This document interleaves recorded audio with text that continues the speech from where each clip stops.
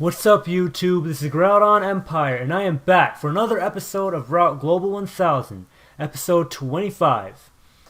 Last couple of episodes, we finally made it to the high ladder, 1800 plus. We were facing opponents in the 1900s, in the high 1800s.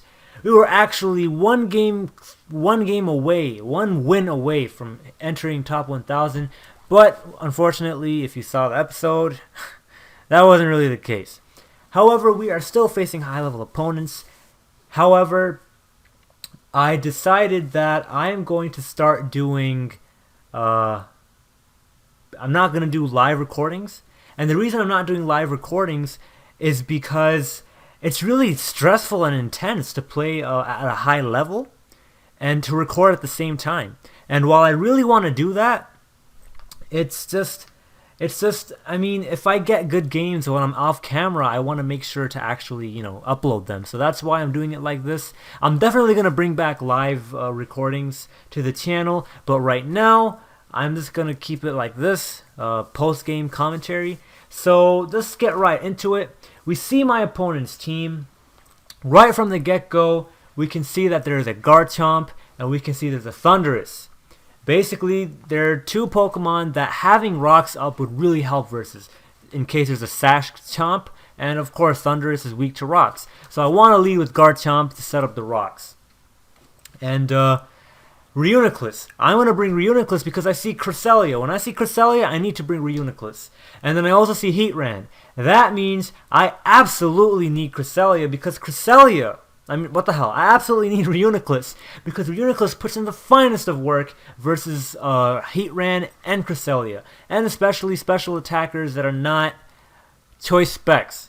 So hopefully Thundurus, but the main thing is for it to deal with Cresselia and Heatran, and also it is very bulky, so it can take one hit from any other Pokemon and dish out a good amount of damage to them.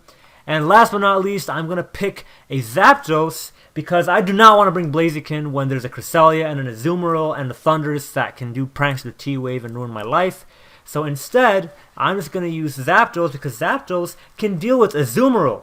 It can deal with Garchomp, and it can deal with Kangaskhan, and sort of deal with Cresselia, whatever. But I mean, it can really deal with Azumarill and Garchomp, and the other two teammates can deal with the rest of them. So that's what I picked. And you'll see that in a moment as I get rid of... Yeah, so I picked those three with the Garchomp lead. And we're going to get into this game in a moment. So I just wanted to note some few things. The reason I have these little pictures covering the teams that we actually use in the game is because... when you do it like this, the replays, you actually see the three Pokemon team that both opponents ended up using, both players. And because that would not be how proper Battle Spot happens, that's why I ended up doing the entire team that I ended up typing up.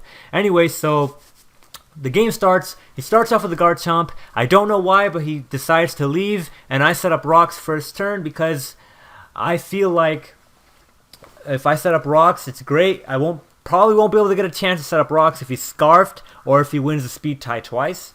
And he switches into the Azumarill, and I just go for the Earthquake because I just want to do as much damage as I can to it. And it uses Play Rough on me. It reveals that it doesn't have a Citrus Berry, so it can be Assault Vest or it can be Choice Banded. So I don't know what it is. But I want to preserve Garchomp just in case for later. So I end up going into Zapdos because I have Rocky Helmet on it. So there's really no reason for me to have to kill Garchomp off. You never know, it can come in handy. So I go into the Zapdos and I'm just going to roost up while the Azumarill switches out because it doesn't really matter if it stayed in either because I just heal up and it gets Rocky Helmet damage.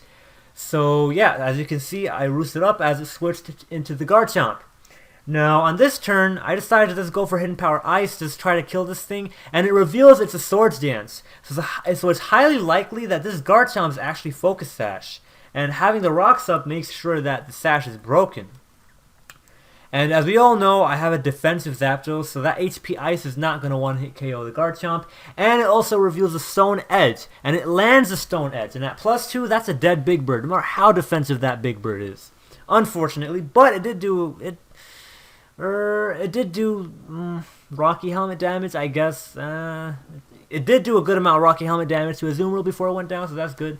So I bring in Garchomp just because I don't want Reuniclus to die if there's a Cresselia in the back. As you can see, for some reason he switches out. I don't know why he switched out. Maybe he didn't want to risk a speed tie. And so he decided to go into his Cresselia, and that is the safest option in my opinion, you know, if you're my opponent. And he did that, and I switched out into Reuniclus afterwards because if I see Cresselia, I mean, I brought Reuniclus for Cresselia, so I just did that.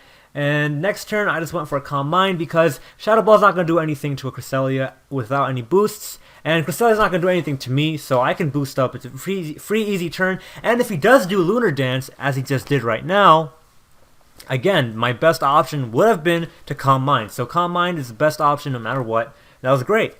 And as you can see, the Garchomp does heal up all of its stuff and its PP. However, Hazards does take into effect after Lunar Dance. So if this is a Focus Sash variant, its Sash is broken.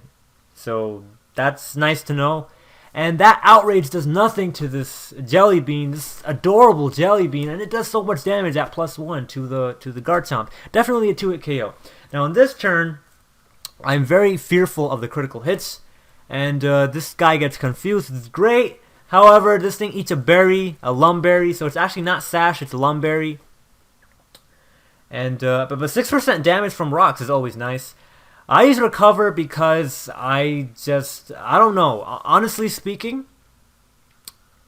for me to use Recover that turn was probably the riskiest thing I could have done. I should have just used Psychic. As you can tell, the next turn I used Psychic anyway. So there was really no point in me to use Recover. That was just a huge risk that I should not have taken. That could have cost me the game.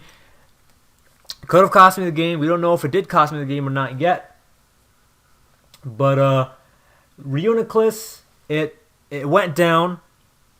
It went down. That turn, and hey, you know what? The opponent's Garchomp is done. They have an Azumarill in front of us, and the Azumarill just committed suicide. I mean, the Azumarill couldn't do anything else. Might as well go down, making it 0-0, die to Rough Skin, and you know, lose like that instead of just losing by forfeiting or something, or losing by 1-0. So I respect what my opponent did, and that was great.